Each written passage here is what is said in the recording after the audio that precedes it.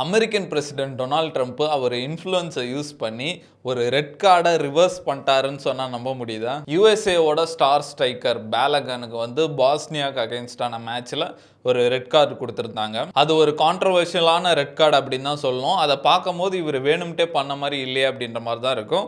நிறைய பேர் ஸ்லெட்டான்லேருந்து என்ட்ரி வரைக்கும் இது வந்து ரெட் கார்டு கொடுத்துருக்க தேவையில்ல அப்படின்ற மாதிரி சொன்னாங்க. ரெட் கார்டு கிடைச்சா என்ன ஆகும்னா அடுத்த 2 மேட்ச் வந்து சஸ்பெண்ட் பண்ணுவாங்க.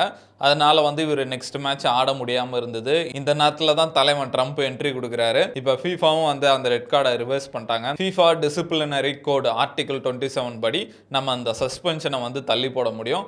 அதுபடி இப்போ அந்த பிளேயர் வந்து நெக்ஸ்ட் கேம் ஆடலாம் அப்படின்ற மாதிரி அனௌன்ஸ்மெண்ட் வந்திருக்கு. இப்போ ட்ரம்ப் அதுக்கு வாழ்த்துக்களும் தெரிவிச்சிருக்காரு. ஃபிக்ஸிங் அன்ஜஸ்டிஸ் அப்படின்ற மாதிரி சொல்லியிருக்காரு. இந்த விஷயம் நடந்தோடனே பெல்ஜியம் செம கடுப்பாயிட்டாங்க. பெல்ஜியமோட கோச் இதுன்னு ஏப்ரல்ஸ் ஃபுல் ஜோக்கா அப்படின்ற மாதிரி கேட்டிருக்காரு. இப்போ பெல்ஜியம் அசோசியேஷன் வந்து நாங்கள் கோர்ட்டுக்கு போகிறோம் அப்படின்ற மாதிரி சொல்லியிருக்காங்க. வேர்ல்டு கப் வரலாற்றிலே இந்த மாதிரி நடந்ததில்லை அப்படின்ற மாதிரி சொல்லியிருக்காங்க. பட் இதில் ஒரு ட்விஸ்ட் என்னன்னா இது ஃபர்ஸ்ட் டைம் கிடையாது. இதுக்கு முன்னாடியே இந்த ஆர்டிகல் 27 யூஸ் பண்ணியிருக்காங்க. இந்த வேர்ல்டு கப் ஆரம்பிக்கிறதுக்கு முன்னாடி ரொனால்டோக்கு வந்து ரெட் கார்டு கொடுத்துட்டாங்க. அவர் 2 மேட்ச் சஸ்பென்ஷன் அந்த மாதிரி இருந்தது.